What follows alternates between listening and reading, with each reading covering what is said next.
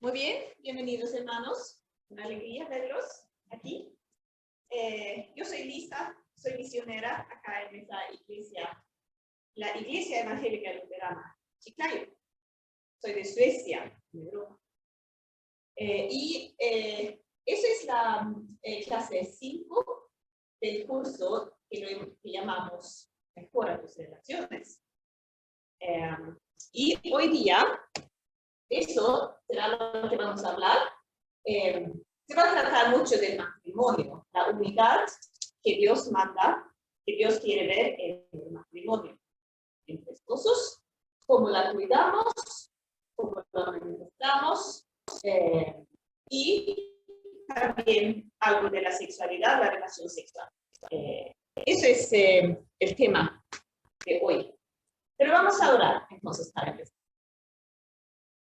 Gracias, Señor Jesús, por tu presencia aquí. Gracias por darnos esa oportunidad de tener esta clase, enseñanza. Te pido, Señor, que me guíes hoy día en lo que voy a decir.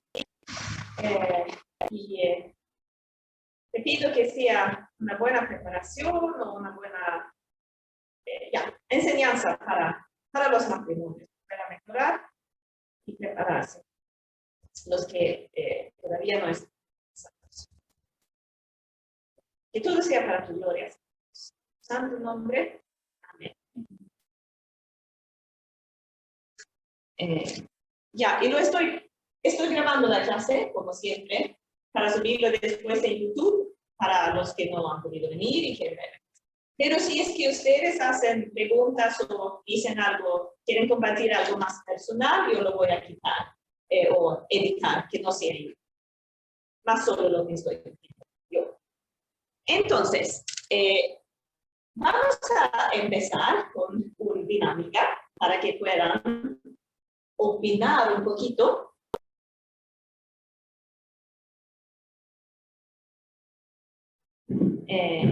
Muy bien. Gracias. Entonces, vamos a empezar ahora con algo de la reciprocidad, algo mutuo que tiene que haber en el matrimonio. Quiero empezar aquí con unas palabras de la Biblia. En el 1 Pedro, capítulo 3, versículo 7, dice: en la misma manera, ustedes, los esposos, sean comprensivos con ellas, las esposas entonces, en su vida matrimonial. Hónrenlas, pues como mujeres son más delicadas y además son coherederas con ustedes del don de la vida. Así las oraciones de ustedes no encontrarán ningún estorbo. Así dice. Aquí quiero resaltar eso, pues como mujeres son más delicadas. Obviamente es una comparación, ¿no? Los hombres son menos delicados y las mujeres más delicadas. Entonces somos diferentes. Y también aquí en Efesios, así se dice, Efesios 5, 21 a 23, la mutua sumisión, cultiven entre ustedes la mutua sumisión en el temor de Dios. Ustedes, las casadas, también las esposas, ¿no? Honren a sus propios esposos como honran a Dios, porque el esposo es cabeza de la mujer, y como Cristo es cabeza de la iglesia, la cual es su cuerpo y él es su salvador. Aquí también dice que el esposo es cabeza de la mujer. Obviamente la mujer no es la cabeza en la matrimonio. Esas palabras pueden provocarnos y se puede hacer un estudio bíblico mucho más amplio porque hay mucha más enseñanza en la Biblia sobre esos temas, ¿no? ¿Qué significa? ¿En qué manera somos más delicadas las mujeres? Se puede preguntar. Claro que no tenemos tantos músculos como los hombres, es claro, pero en más maneras. ¿Y qué significa que el hombre es la cabeza de la mujer? ¿Significa que él es quien manda todo en casa, en cada ocasión, cada día? No creo que sí, no creo eso, pero no, ese es otro, podemos hablar más de eso en otra clase, porque es un estudio bíblico más grande. Mi punto aquí es que según la Biblia, esas palabras, por ejemplo, implican que somos diferentes como varones y mujeres, y es algo que Dios quiere que sea así. Pero tenemos, por supuesto, también podemos ver en la Biblia, ¿no? Que tenemos ambas mujeres y varones el mismo valor, porque todos somos creados como imágenes de Dios. Y eso nos da un valor, el mismo valor. Y en el matrimonio, Dios quiere que seamos uno, una unidad. Ya, aunque somos diferentes, podemos ser una unidad.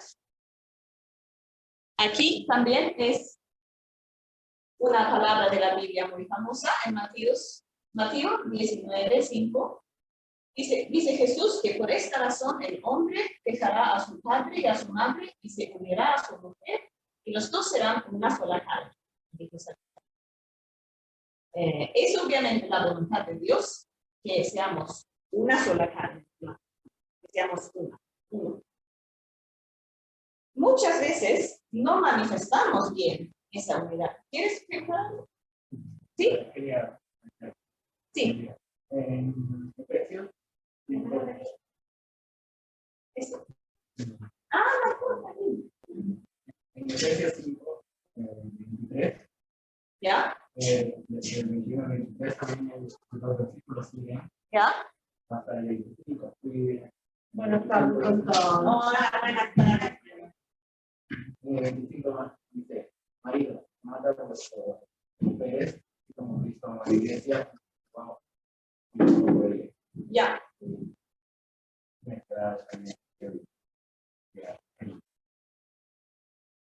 ¿Cómo? Tiene también que dar.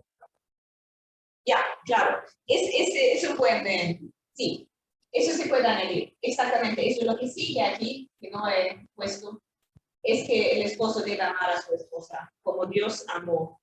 No, como Cristo amó a su iglesia. ¿Qué hizo Cristo para la iglesia? Murió por ella. Entonces, dice algo del amor que el esposo debe. Ya, es importante, es verdad.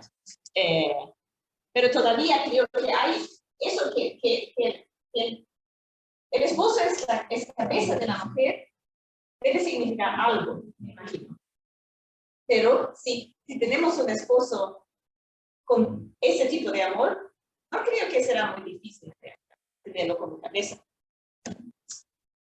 Pero entonces, ya, esa unidad que Dios quiere ver en el matrimonio, no siempre la manifestamos muy bien, porque muchas veces falta confianza, incluso entre esposos, ¿no?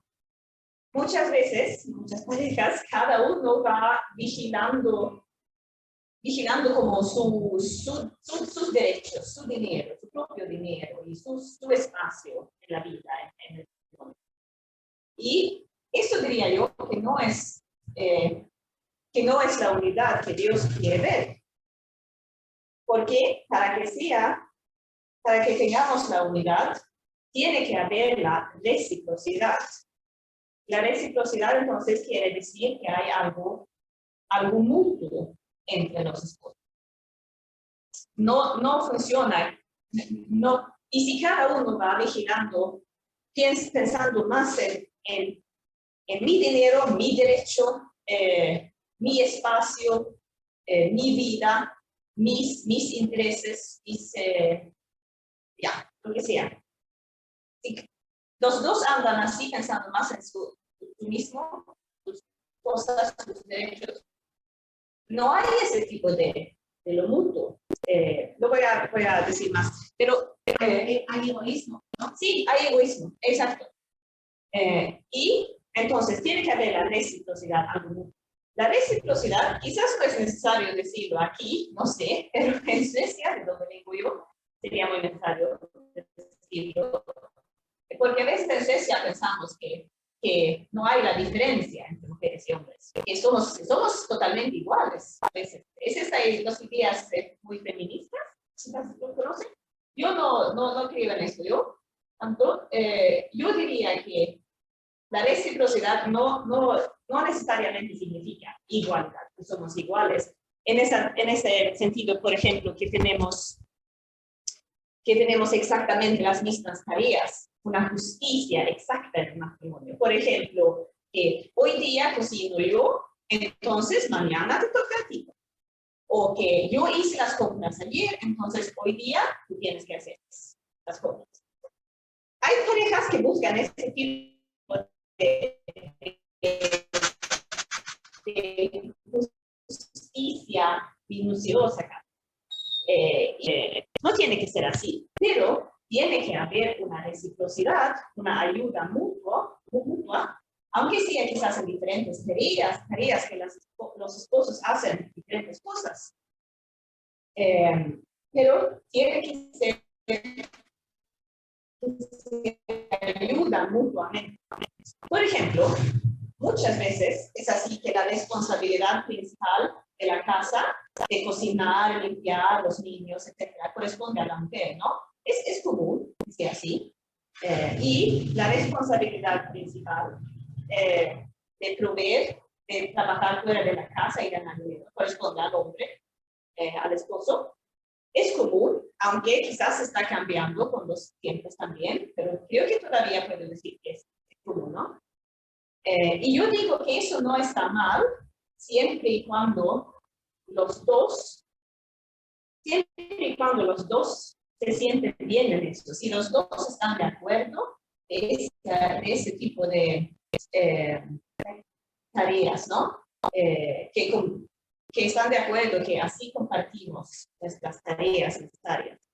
Y si cada uno da un esfuerzo más o menos igual para su vida que tienen en común, ¿no? Y eso, claro, es difícil a veces decir aquí el esfuerzo, cuán grande es. Mi esfuerzo es igual que el esfuerzo de mi esposo. Pero eso, si se habla eso se tiene que hablar eso, ¿no? Para ver que todos están de acuerdo y que los dos se sienten a gusto. No, claro que no significa que el hombre no hace nada, nunca puede hacer nada en casa, o que la esposa nunca puede trabajar fuera de casa. Hay también muchas mujeres que trabajan fuera de la casa, ¿no? Y también puede variar quizás sobre tiempo. Si yo vivo en mi caso, por ejemplo, mi esposo, bueno, tenemos 2 hijos, 7 y 4 años. Y ahora por el momento, yo soy quien los ayudo con sus tareas del colegio, porque la verdad es que me gusta hacerlo. Es una cosa que me gusta hacer. Pero yo sé que matemática, yo no soy muy buena en matemática, por ejemplo. Entonces, yo me imagino que cuando sean más grandes, tengan tareas más difíciles en matemática. Yo me imagino que mi esposo lo va a hacer, porque él es mejor en matemática. Y entonces, no es que ahora hacemos esa tarea igual, pero puede variar sobre tiempo. Y si vemos que nuestra vida es algo que tenemos juntos por el resto de la vida, ya está bien, ¿no? No hay problema. O, por ejemplo, eso, bueno, el embarazo, como yo estoy ahora, es un buen ejemplo también, porque solo las mujeres solo están embarazadas. Por ejemplo, yo ahora en casa, la verdad es que yo nunca, ya no estoy lavando los platos después de las comidas porque me duele la espalda, porque lavar los platos, si uno está lavando los platos, está un poquito así hacia adelante, ¿no? Y eso me hace doler bastante la espalda. Entonces, mi esposo ya más siempre lo hace. Pero ¿quién va a hacer todo con el bebé cuando nazca, no? Probablemente yo, porque yo soy quien doy de lactar, yo soy quien cambia los pañales, cambia el vientre, yo soy quien, cuida al bebé, ¿no? Entonces, eso también es un tipo de cómo nos ayudamos mutuamente. Porque justo eso de tener hijos no es un asunto solo mío, ¿no? Es una responsabilidad entre los esposos. Entonces, y también, en ese caso, si es una mujer, una pareja y la mujer no trabaja fuera de la casa, solo el esposo.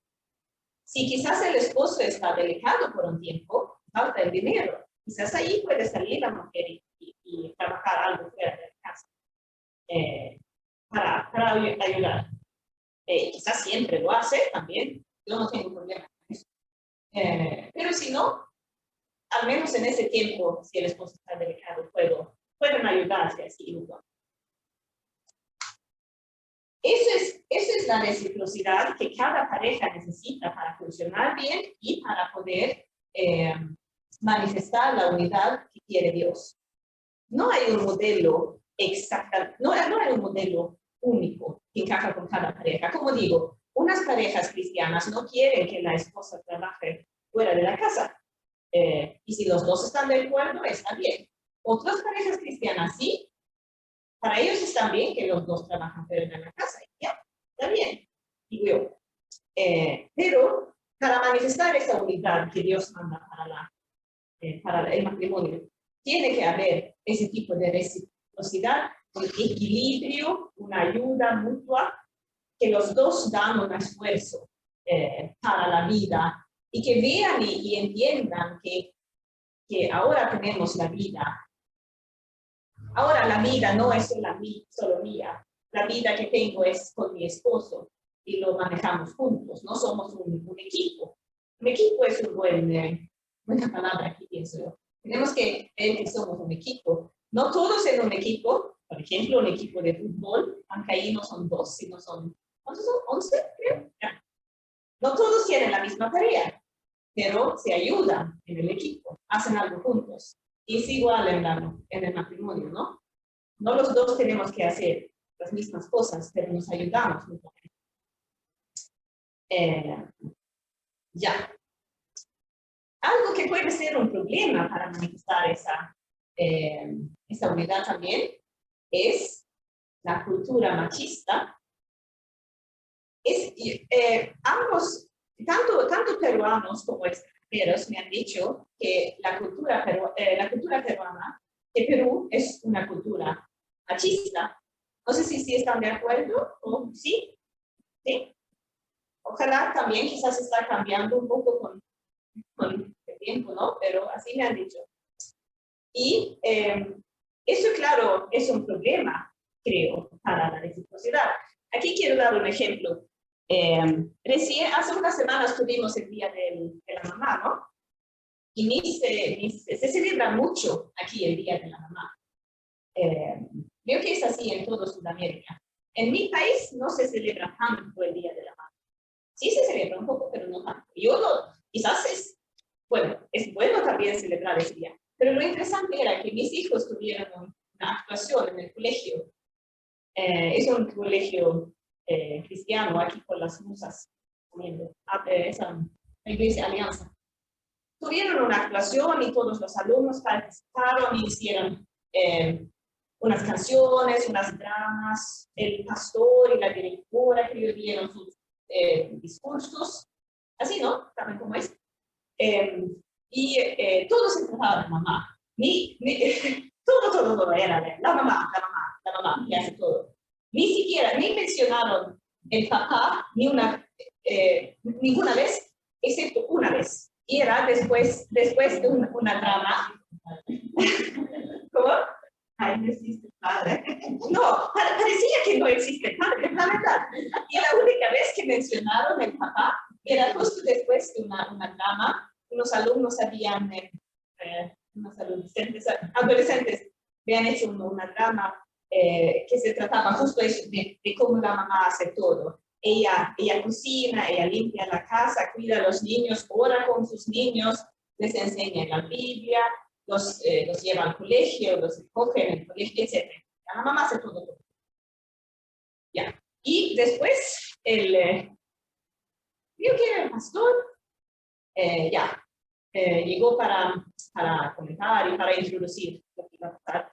Después, pero dijo así, que, así todo es familiar para nosotros todos, ¿no? Dijo, un poco sonriendo. Ya la mamá hace todo, anda por allí, anda por allá, estresada para alcanzar todo. ¿Y qué hace el papá? Mira tele. Así dijo. Y todos se rieron. Como ahora, ¿no? Es un poco chistoso. Y puede ser chistoso, pero la verdad es que yo pensaba que así es como hablamos de la mamá y el papá. Y yo pensaba, ¿qué están aprendiendo los niños en ese caso. Porque claro, yo no sé, ese pastor quizás se arrepintió después, pensaba, ay, no, mejor no hubiera dicho eso. No, yo no sé, no quiero hablar mal de ese pastor, ¿no? Pero creo que es común esa manera de hablar de la mamá y del papá y lo que hacemos. Pero ¿qué aprenden los niños si lo hablamos así? ¿Cómo? Ya, los hijos, sí, y los hijos aprenden que así pueden hacer los papás, los varones. ¿Qué aprenden las chicas? Ah, que yo debo ser quien hago todo en casa. Entonces, ahora, esta semana eso eso también he escuchado, porque se habla mucho de los varones tienen que madurar, ¿no? O hacer algo. Pero una vez me dijo no sé de acuerdo, una señora creo, que también no, las señoras, las mamás son los que tienen que cambiar su manera, porque ellas tienen que enseñar a los hijos desde pequeños, como son las mamás que educan a sus hijos en casa, ellas tienen que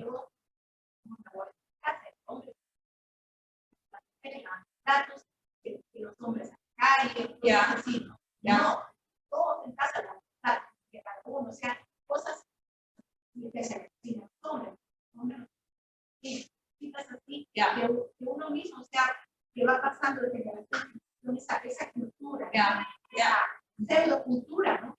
Sí. Eso, o sea, somos nosotros que cambiar eso. Y esa semana es el día del papá, ¿no? El domingo. Yo creo. No lo sé. Ay, no decía nada en casa, hermano. No, pero la verdad es que mi hijo me dijo hoy día hoy día ensayamos, mami, para algo del día del papá. Entonces, quizás va a ser una actuación esta vez también. No sé yo, pero será muy interesante ver. Porque me imagino si están ensayando, debe ser por algo, ¿no? Entonces, ya, será muy interesante. Pero eso es, ya. Y entonces, yo quisiera quedarme un poquito más en ese tema. Y si ustedes pueden, yo he pensado que quizás pueden hablar un poco así, los hijos. Justo de esa pregunta, para pensar y reflexionar un poquito más, ¿cómo quieren que sean sus hijos varones cuando sean adultos? ¿Y qué hacen para lograrlo? Esa es la pregunta principal, eso es más lo que hemos casi mencionado un poco, unas sugerencias. ¿Cómo es? Las mamás les piden a sus hijos ayudar en casa también. ¿Y qué ven los hijos, sus papás? Eso pueden. ¿Entienden la pregunta, no? Y si no es que tienen hijos varones pequeños o si no tienen hijos, quizás pueden hablarlo, por supuesto en general, ¿no? O que han vivido ustedes cuando eran pequeños, cómo quisieran. ¿Está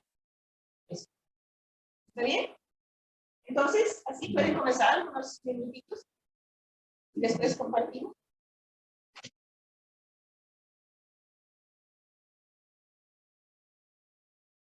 ¿Ya? Unas experiencias diferentes tienen. Y yo quiero comentar eso, justo lo que dice Javier, de eso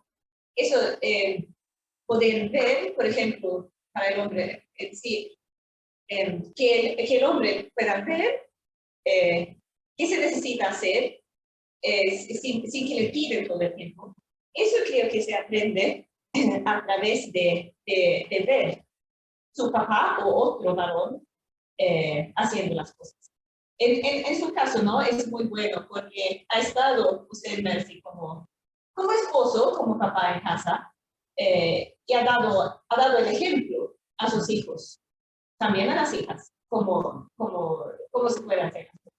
Y es claro que es lo preferible. En todos los casos no es así, ¿no? Hay que manejar la vida como de la mejor manera que podemos, ¿no?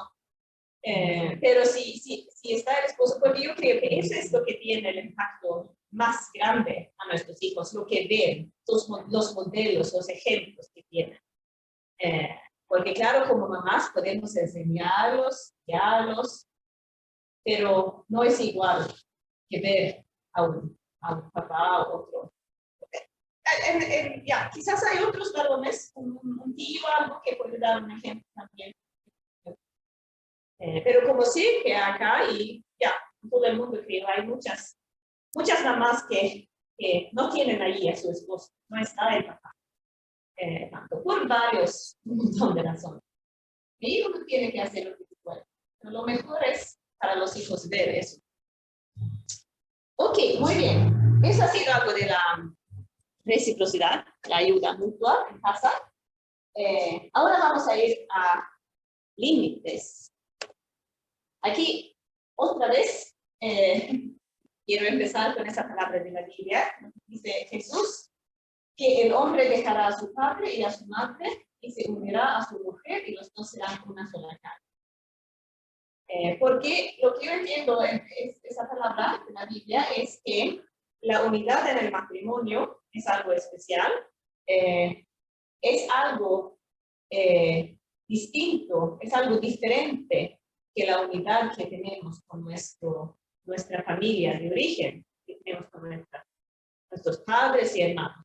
Aunque esa unidad, por supuesto, también es muy importante, la familia que tenemos y la pertenencia que tenemos en mi familia de origen, pero el matrimonio es porque es justo del matrimonio, ¿no? Y eso es algo especial. Y por eso queremos que algo que valoramos, algo especial, tenemos que cuidar. ¿Cómo lo cuidamos? Ya, en el caso del matrimonio, yo digo que la pareja tiene que haber ciertos límites. Es natural, ¿no? Porque un límite es eso, lo más básico, que en un matrimonio solo están los dos. No están 3, 4, 5 personas. Es un límite, hay un límite. Son esas 2 personas en el matrimonio. No hay más personas. Es un límite. Y aquí, ¿qué tengo después? Ya, ahí está. Exacto, ya, eso. Abuelos, un tercero por ahí. No, en el matrimonio, no entra, no, exacto. Porque Jesús está diciendo que serán los dos, el hombre y la mujer serán una sola carne. Es justo eso. Y para crear y para cuidar esa unidad en el matrimonio, como Dios quiere que sea, es vivir juntos, es algo esencial. Eso, la verdad es que, ya, me he sorprendido un poco enterarme de varios casos de parejas recién casados que no viven juntos, que cada uno sigue viviendo con sus padres, o quizás viven con sus padres, quizás solo viven juntos los fines de semana, allí sí, pero durante la semana viven cada uno con sus padres y sus hermanos en la casa donde crecieron. Y yo entiendo que eso puede ser por varias razones prácticas, porque yo sé que cuesta conseguir otra casa, otro cuarto, etc. Pero ¿por qué no viven juntos en la casa de los papás de uno de ellos? O si es que es difícil, ya pueden vivir una semana allí y otra semana allá, pero al menos tienen que vivir juntos. Es esencial en el matrimonio. Porque si no vivimos juntos, ¿cómo manifestamos la unidad que Dios quiere ver? No hay una unidad si no vivimos juntos y somos casados. Y sobre todo una pareja recién casada, ¿no? Es muy difícil crear la buena base para el matrimonio. Conocerse mejor, crear la confianza, crear esa sensación de justo la unidad, ¿no? Que ahora somos nosotros, que somos el equipo, ahora hemos dejado a nuestros padres para estar juntos nosotros. Si no vivimos juntos, es muy difícil hacer eso. Y como sabemos también cómo funciona la mente, es muy fácil también, son malas circunstancias, porque muy fácilmente surge también desconfianza, quizás sospechas. ¿Cómo sé? Si yo no vivo con mi esposo, ¿cómo sé en realidad qué está haciendo él? Si está con otra mujer, tiene otra mujer en casa, ¿qué está haciendo todos los días? ¿Cómo lo sé en realidad? Y puede ser de ambos lados, ¿no? La desconfianza. Entonces, yo me pregunto, ¿qué significa casarse? ¿Qué significa que son casados si no viven juntos? Entonces, eso es algo esencial, sobre todo para jóvenes recién casados, ¿no? Puede ser quizás como ustedes que han sido casados no sé cuántos años. Si ustedes por alguna razón tendrían que vivir separados, ¿no?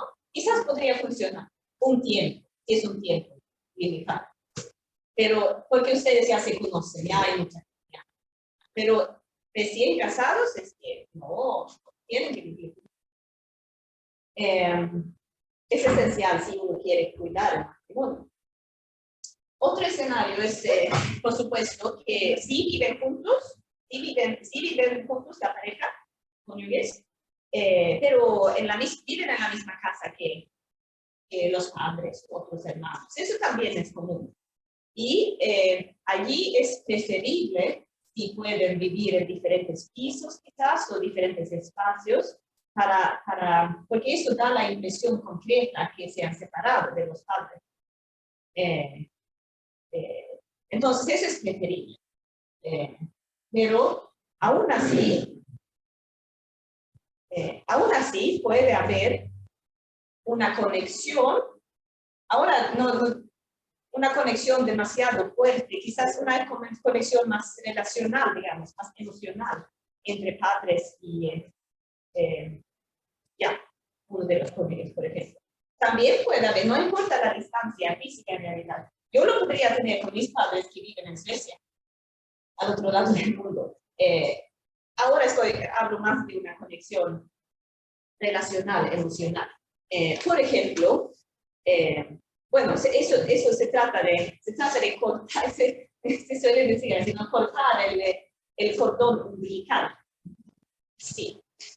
Y uno tiene que preguntarse, ¿con quién está mi primer lealtad? ¿Se puede entender la pregunta? La he construido yo. Exacto.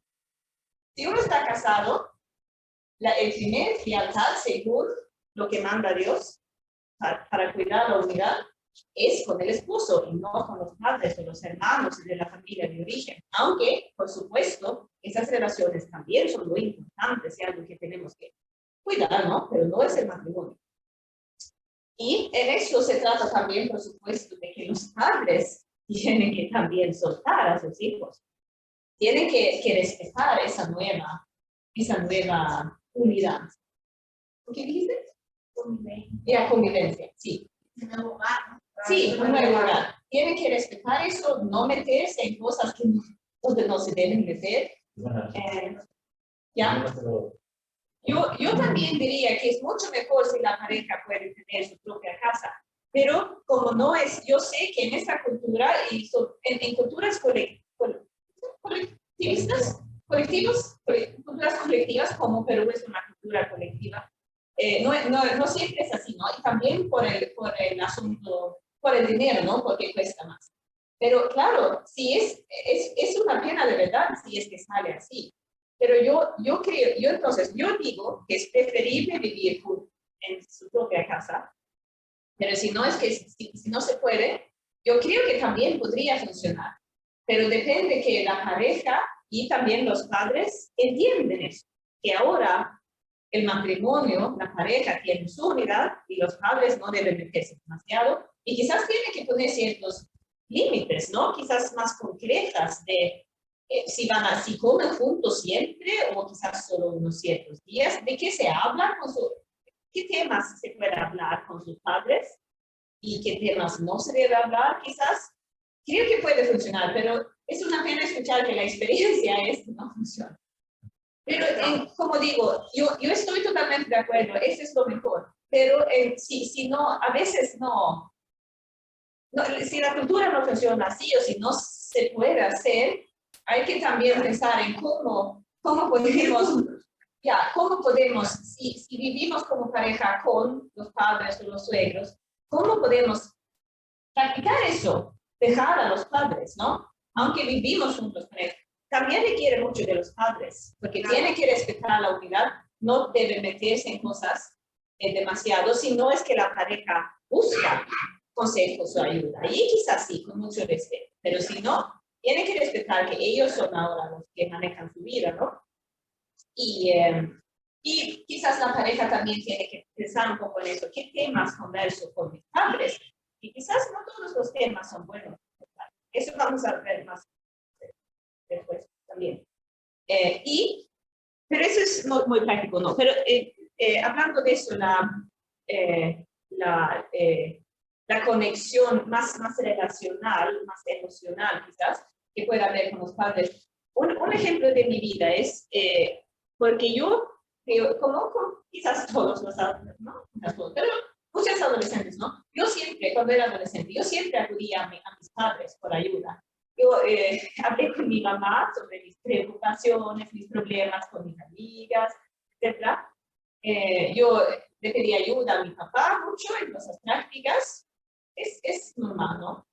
Pero cuando empecé a salir con Yalmar y nosotros nos comprometimos, eso tuvo que cambiar, porque Yalmar, mi esposo, se sentía excluida y él se daba cuenta que yo primero había llamado a mi mamá para hablar de algún problema, una preocupación. Quizás se trataba de cosas en mis estudios o con mis amigas, quizás no tenía que ver con mi relación con Yalmar, pero aún así él se podía sentir excluido. También, si le pedía a mi papá ayuda, quizás sin mi bicicleta que había malogrado y necesitaba reparar la bicicleta. Si yo primero llamé a mi papá, sin preguntarle a Yalmar, él se sentía excluido, como yo tuviera algo con mis papás que no tenía con él. Y eso no era bueno para nuestra relación, nuestra unidad. Entonces nosotros hablamos de eso, yo lo tuve que cambiar, pero la verdad es que era un proceso, porque era mi hábito llamar a mis padres. Por supuesto es así que el ejemplo de la bicicleta, por ejemplo, quizás Yalmar no estaba bien de reparar bicicletas, quizás no sabía mucho de eso, entonces quizás no me podía ayudar. Pero en ese caso todavía, para la unidad, sobre todo al comienzo de una relación, es importante preguntarle primero a él. Y si él me dice que, lo siento, Lisa, yo no sé nada de bicicletas, tenemos que pedir ayuda a alguien más, ¿quién podría ser? Y yo le digo, pero mi papá no puede hacerlo. Pues le preguntamos a él. Ahí estamos, ahí juntos podemos buscar la ayuda, los consejos de los padres. Pero es muy importante primero hablarlo con el esposo, el cónyuge, para cuidar el matrimonio. Entonces, por ejemplo, esa pregunta era muy importante para mí. ¿Con quién está mi primer lealtad? Quizás como estuvimos al comienzo de nuestra relación, quizás mi reacción espontánea era quizás que no, mis padres, ¿no? Los llamo a ellos mejor, porque era mi hábito. Pero lo que quería, mi voluntad era, por supuesto, manifestar esa unidad que Dios quiere para el matrimonio. Entonces, tuve que hacer el esfuerzo de cambiar eso. Es importante para el matrimonio. Sí, y eso es más en el nivel relacional, emocional, digamos. Esas exactamente donde vivimos, etcétera, es más una cosa práctica, ¿no? Que también puede afectar mucho. Pero son diferentes niveles. A veces es difícil, hablando justo de los padres, a veces es difícil, fácil quería decir, como cristianos, quizás escondernos un poco atrás de esos argumentos que no, pero Dios dice que respetemos a nuestros padres, que los cuidemos, que es ¿cuál es el cuarto mandamiento de Dios? ¿No es eso? Eso, ¿no? Entonces, hay que cuidarlos, ¿no? Y seguimos con esa conexión con nuestros padres.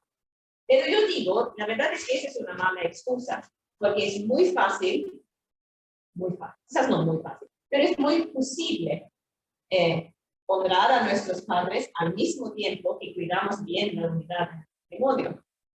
Es muy posible cuidar y respetar y disfrutar la compañía de nuestros padres, aunque no los dejemos entrar demasiado en el matrimonio, no involucrarlos demasiado. Ya, eso es algo de límites en cuanto a relaciones, sobre todo por tratado. Y aquí también quiero que conversen un poco ustedes esas dos preguntas, o quieren escoger uno. ¿En qué situaciones, hay situaciones que una pareja deba aceptar las opiniones de los padres, de los suegros? ¿Y en qué situaciones se debe preguntar a su pareja antes de decir sí a una cita con los padres? Sobre todo la primera, no sé, si les parece raro, ya, hablan de la primera pregunta.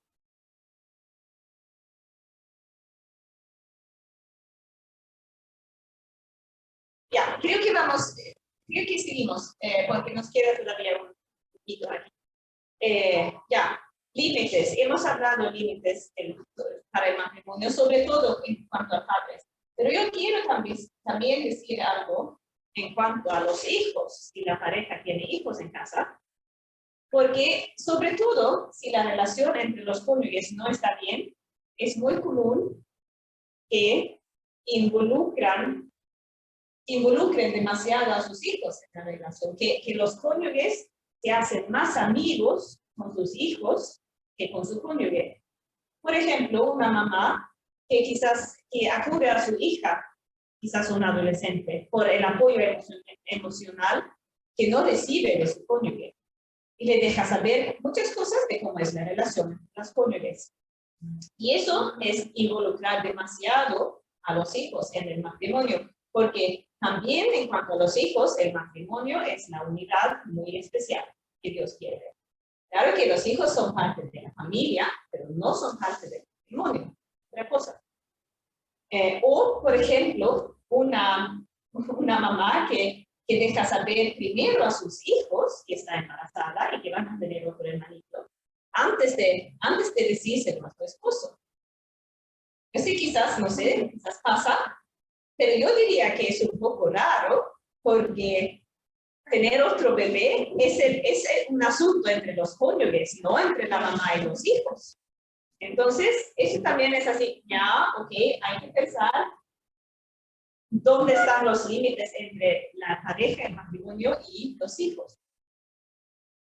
O también eso que es más, quizás no tan chistoso, más triste, pienso yo. Sí, cónyuges que se pelean mucho y discuten mucho. Y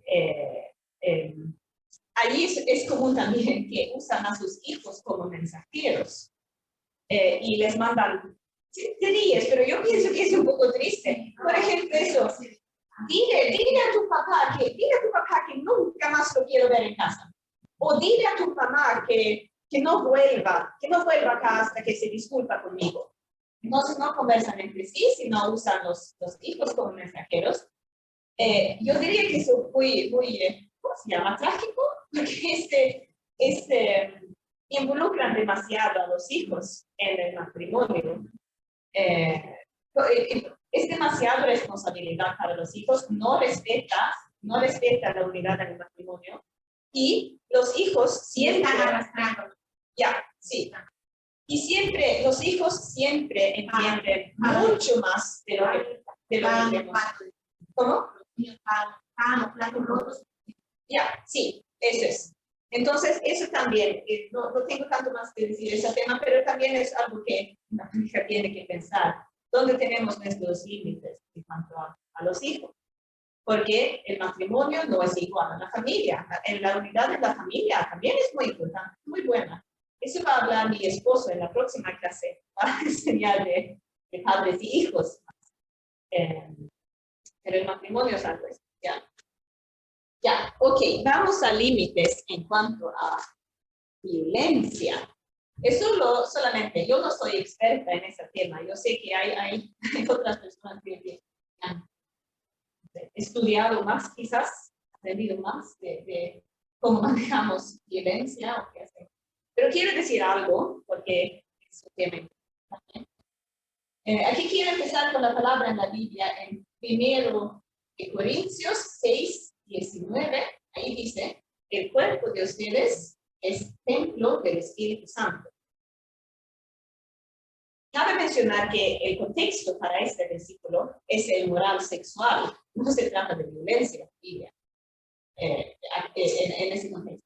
Se trata del moral sexual. Pero todavía esa es una verdad, ¿no? Que siempre es verdad. Nuestro cuerpo es templo. Sí, nuestro cuerpo es templo del Espíritu Santo. Por eso hay toda razón de respetarlo a nuestro propio cuerpo, quererlo también y cuidarlo. Y en cuanto a violencia, entonces me refiero ahora más a la violencia física. Sí que también hay violencia, ¿cómo se dice? Psicológica, ¿no? Sí, también hay. Pero ahora hablo más de la violencia física. Es bueno considerar esa palabra, porque no podemos aceptar violencia física, por supuesto que no. Y si no encontramos otra razón para no aceptarlo, podemos pensar en ese versículo, porque el cuerpo es el templo del Espíritu Santo, no lo podemos dañar así, dañarlo con violencia. Puede haber violencia en relaciones, en matrimonios, por varias razones, por drogas, alcohol, que el hombre, porque lo más común es que es el hombre, ¿no? Que usa violencia. Que el esposo, el hombre ha vivido con padres que usan violencia. Se llaman como violentos, ya, eso es. O varios otros razones, pero no importa el razón, no está permitido, no es bueno. Punto. A veces, nosotros como cristianos, quizás, no sé entre nosotros, pero hay cristianos que es quizás fácil pensar como cristiano que hacer eso no pasa entre nosotros, porque somos cristianos y sabemos el amor de Dios y sabemos cómo debemos amarnos, etcétera, etcétera. Lamentablemente no es verdad. Hay que admitir eso como cristianos, que sí pasa también en cristianos. Yo no sabría decir si es más o menos común en la población general que entre cristianos, pero que sí ocurre entre cristianos, sí es cierto. Y lo tenemos que admitir.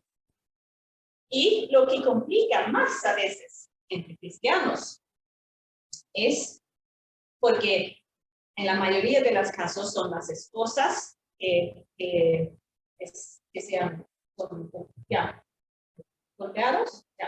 que son maltratadas. Exacto, maltratadas. Y las mujeres cristianas pueden pensar en la sumisión que dice la Biblia, que debemos someternos a nuestro esposo porque él es la cabeza, como hemos hablado, ¿no? O simplemente porque la mujer quiere guardar un buen testimonio de la iglesia. Por eso las mujeres no dicen nada. Y eso simplemente son ideas equivocadas, son malentendidos, porque la sumisión que habla la Biblia no tiene nada que ver con aceptar violencia, porque como dijo Wilfredo antes, la tarea del esposo es amar a su esposa como Cristo amó a la iglesia. Y un esposo que ama a su esposa así, no la maltrata. Entonces, es difícil cumplir con la tarea de sumisión si las circunstancias en el matrimonio son tan malas, ¿no? También dice Jesús, como saben, que debemos amar a nuestro prójimo como a nosotros mismos. Entonces, implica que debemos amar a nosotros mismos. Y si amamos a nosotros mismos, no podemos dejarnos vivir en violencia, porque no es amar a sí mismo. Entonces, es importante buscar ayuda profesional, legal, pastoral. Es difícil, puede ser difícil por esas malas ideas que mencioné, o también simplemente porque hay mucha vergüenza, uno se siente muy humillado, ¿no? No quiere decir nada. Pero es importante, los que no se atreven, yo realmente les quiero animar a atreverse a decir algo, porque uno tiene que cuidar a sí mismo. Así es. ¿Qué cuenta La pregunta es entonces, ¿qué cuenta como violencia? ¿Les parece fácil decir? ¿Dónde está el límite? ¿Qué cuenta como violencia? ¿Puede dar un? ¿Cómo? Sí, sí también, pero justo eso de lo físico. ¿Qué puedo hacer? ¿Qué no puedo hacer?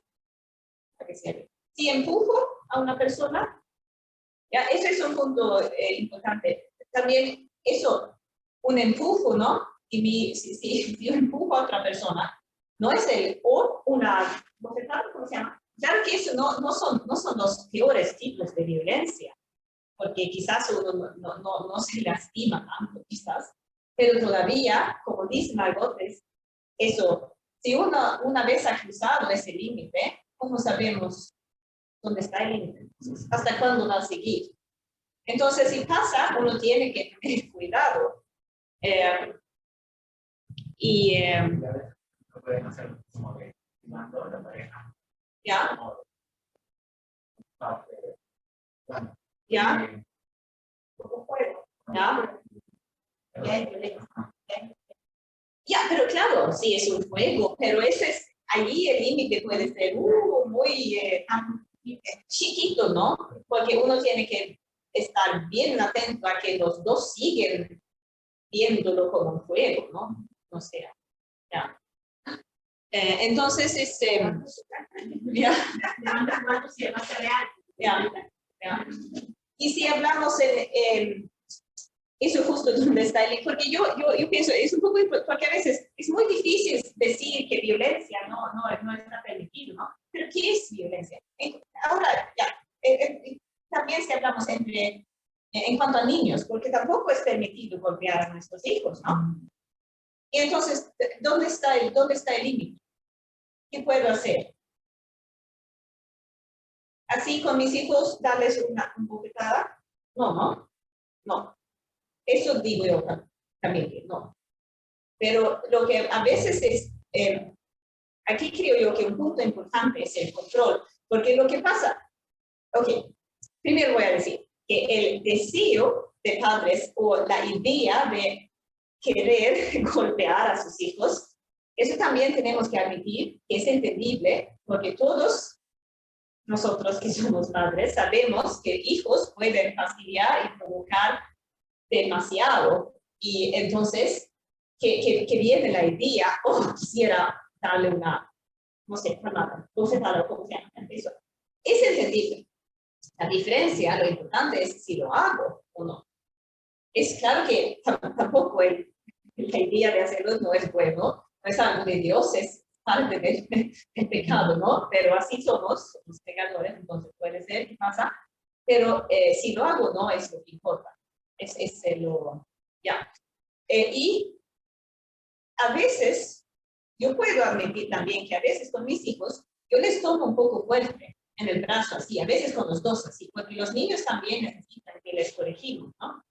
Entonces yo les tomo así un poco fuerte para decirles que ya, ahora basta. Yo no lo considero como violencia, pero el punto importante es, creo yo, el control. Si yo tengo el control en lo que hago, si no es que aprieto más de lo que quiero, ¿no? Está bien, funciona. Pero si no tengo el control, quizás aprieto más de lo que realmente, que no siento que tengo el control de lo que hago. Ahí es donde puede ser, empieza a ser peligroso, digo yo. Y por supuesto empezar a sacudirlos o darles bofetadas, ya no está permitido. Entonces, en cuanto a niños, yo diría que el impulso de golpearlos o algo es entendible en ese contexto que somos pecadores, ¿no? Pero lo importante es no hacerlo y hay que tener el control de lo que hacemos. Si es que viene el impulso y siento que no tengo el control, no sé realmente qué voy a hacer, uno tiene que alejarse, ¿no? Dejar la situación para no hacer algo que no queremos. Ya. Entonces, si ocurre violencia en una relación, lo importante es también es separarse, porque uno tiene que cuidar a sí mismo como mujer y también cuidar a los niños si están involucrados. Eso también puede ser quizás una cosa para mujeres cristianas que piensan que divorciarse es un pecado. Entonces no piensan que, ay, no puedo separarme de mi esposo porque ya, es un pecado. Y en ese caso yo les quería decir a esta mujer que separarse para cuidarse no necesariamente tiene que significar el divorcio. Eso podemos ver después, más adelante. Pero uno tiene que separarse. Uno tiene que separarse de un esposo que usa violencia para cuidarse y a sus hijos, si es necesario. Y de allí pueden ver, porque todavía la reconciliación, perdonarse, es posible en cada caso. Claro que si ha sido muy grave, mucho tiempo, es más difícil, pero sí se puede, pero depende si el hombre quiere arrepentirse, cambiar su manera de actuar, ¿no? Entonces, y casi siempre creo que requiere una ayuda profesional, pero sí es posible. Entonces, no tiene que significar el divorcio, pero puede ser, y no es que no hay el camino adelante, pero a veces sí hay el camino adelante, aunque sea un proceso largo. Entonces, ya, separarse, porque es lo más importante, cuidarse. Digo yo. Ok. Hasta ahí está bien. Yo digo que están se cansan un poquito. Y para animales, entonces, vamos a hablar de la sexualidad. Ese es el último. Aquí quiero empezar con la palabra en la Biblia. Primero de Corintios 7:4. La esposa ya no tiene poder sobre su propio cuerpo, sino su esposo. Y tampoco el esposo tiene poder sobre su propio cuerpo, sino su esposa. Yo pienso, es un versículo un poquito raro, pero también lo considero muy bonito, porque también aquí vemos la reciprocidad, lo mutuo en el matrimonio entre los esposos. Y se habla del cuerpo, yo pienso en la relación sexual, ¿no? El sexo es, primero Corintios. El sexo es un regalo de Dios para el matrimonio que sea de bendición para los esposos. No es nada feo en el sexo en el matrimonio y tampoco es nada malo enseñarlo. Por eso lo estoy haciendo ahora, aunque no es algo que hablamos muy a menudo, ¿no? Pero la verdad es que el sexo, la relación sexual puede tener un impacto muy grande en una pareja, pero puede ser difícil porque no lo hablamos, no lo enseñamos.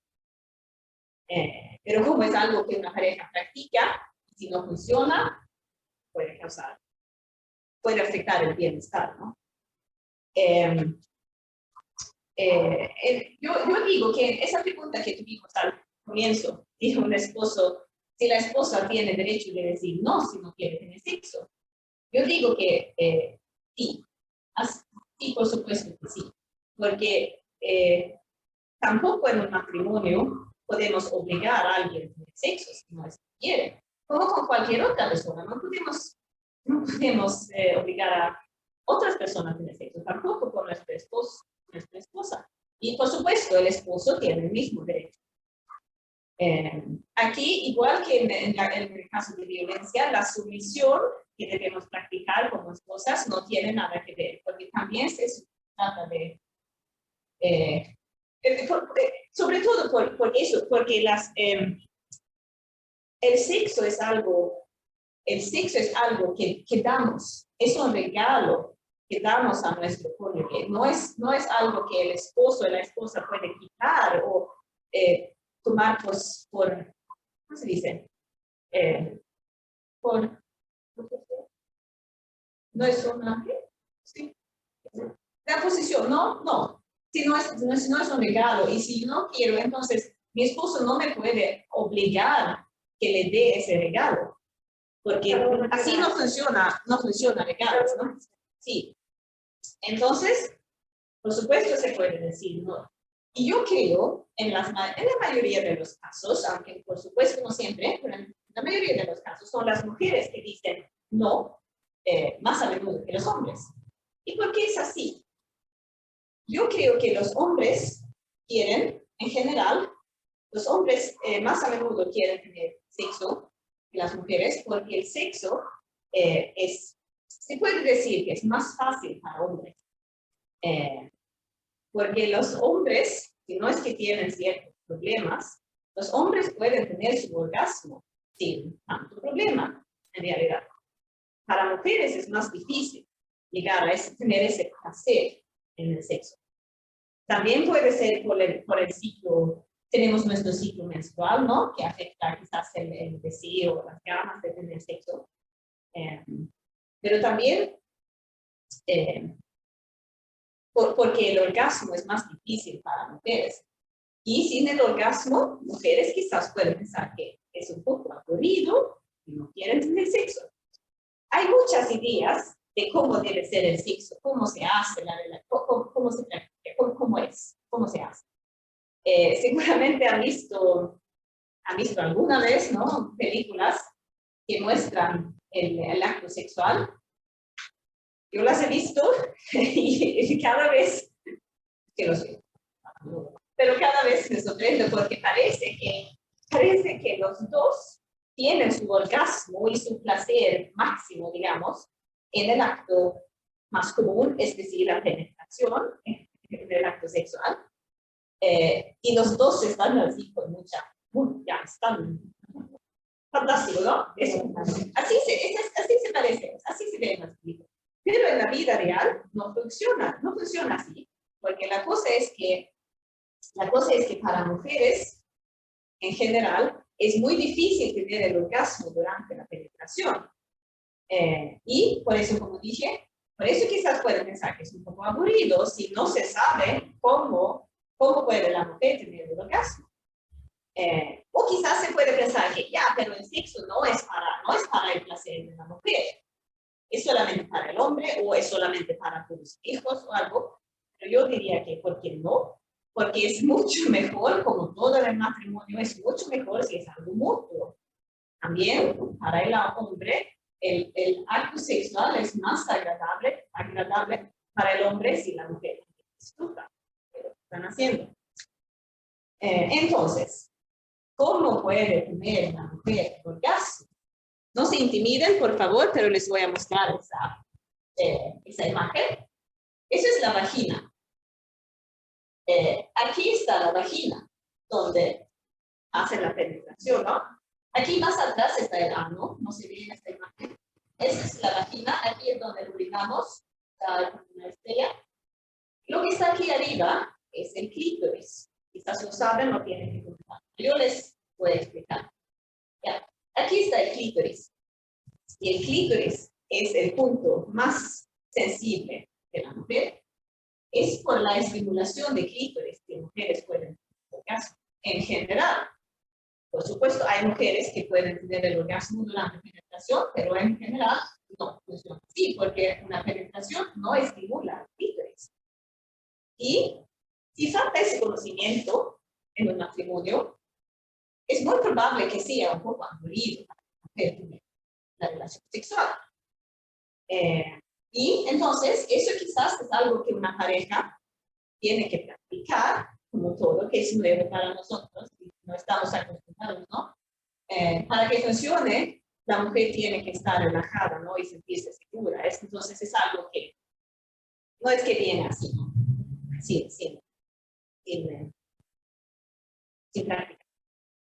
Pero así, así es como funciona. Entonces, por supuesto, la penetración también puede ser muy agradable, ¿no? No es nada malo en eso, pero para que tenga el placer máximo para la mujer necesita algo más. Así es. Entonces, puede ser que mujeres dicen que no, simplemente porque piensan que es un poco aburrido el sexo, y ya pues, eso se puede arreglar entonces simplemente ese conocimiento. Pero si el no, si las mujeres siempre queremos decir no, Si es como el no está en nuestro cuerpo, como así, una tensión, ¿no? Que no quiero tener sexo. Si siempre es así. Puede ser también quizás por alguna trauma que hemos vivido, un abuso, un problema grave en la relación, que sentimos que el esposo no nos respeta o que nos maltrata realmente. Y a eso tenemos que prestar atención, ¿no? Si es que no, eso puede ser un señal de peligro, si es que nunca. Y muchas mujeres también evitan, porque no, quizás si no quieren tener sexo, quizás evitan también los besos, los abrazos, el contacto físico, eso, el cariño del esposo, porque no quieren tener sexo y piensan que ya solo me besa porque quiere tener sexo. Pero la verdad es que el camino para mujeres, también eso es una diferencia en general entre mujeres y hombres, que mujeres necesitan en general más tiempo para tener ese deseo. Las mujeres necesitamos más, justo eso, ¿no? Los brazos, los besos, la atención durante el día, el cariño, tiempo juntos quizás, para tener ese deseo de tener sexo. Y entonces, los hombres normalmente quieren tener sexo, quieren tener a su esposa más rápido. Y las mujeres necesitan más tiempo. Y, como dije, es mucho más agradable para el hombre si la mujer también puede disfrutar, entonces vale la pena darle a la mujer un poco más de atención, cariño, antes de tener el sexo. Es también una diferencia en general. Todo eso que he hablado es muy en general, es bueno saber que hay, por supuesto, excepciones, hay mujeres que no necesitan tanto tiempo y hay hombres que no son tan rápidos y no es que uno es menos. Una mujer que no necesita tanto tiempo, claro que no es que esa mujer está menos femenina, o el hombre que no encaja en lo que he dicho, eso de lo general. Ese hombre no es que él es menos hombre que otro. Pues, somos diferentes también entre mujeres y hombres. Pero en general. Muy bien. Aquí creo que vamos a terminar un poquito. Ya. Aquí. Un poquito del resumen que hemos hablado. Que la reciprocidad es necesaria para manifestar, lo mutuo es necesario para manifestar la unidad del matrimonio, la ayuda mutua, somos un equipo en el matrimonio. Se necesita ciertos tipos de límites contra otros familiares, padres, por ejemplo, también los hijos en casa. Los límites son necesarios para manifestar la unidad del matrimonio y cuidar esa unidad. La violencia, por supuesto, no está permitida y una separación es necesaria para cuidarse. Si va a llegar a un divorcio, ya puede ser, pero puede que no. Y la sexualidad, en general, es más fácil para hombres. Mujeres necesitan la estimulación del clítoris, en el caso de más tiempo. Muy bien. Gracias. ¿Tienen alguna pregunta para terminar? ¿Bueno?